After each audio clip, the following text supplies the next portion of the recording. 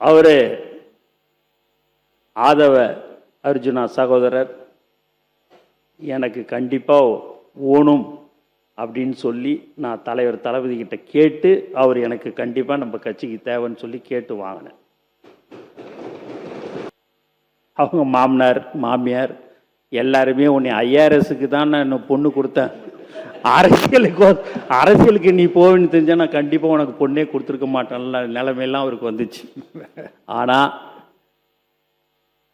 தலைவர் ஒன்று தான் சொன்னார், அந்த ஐஆர்எஸ் பதவியோட நீங்கள் நம்மளுடைய கட்சியில் ஒரு நல்ல இடத்துக்கு நல்ல பதவிக்கு வருவீங்க, பயப்படாமல் தேர்தலில் நில்லுங்க, ரிசைன் பண்ணிட்டு வாங்கன்னு சொல்லக்கூடிய ஒரு தலைவர் தான் எங்கள் தலைவர் தளபதி.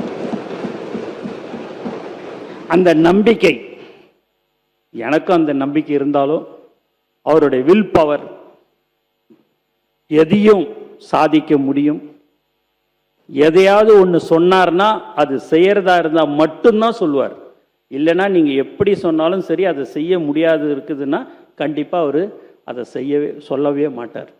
இப்போ கூட அவருடைய சிந்தனையே எதையெல்லாம் நாம் மக்களுக்கு வாக்குறுதி கொடுத்தோமோ அதை படிப்படியாக அனைத்தும் செய்து தர வேண்டும் என்ற ஒரு நல்ல எண்ணத்தில் கூடிய இருக்கிறவர் தான் எங்கள் தலைவர்.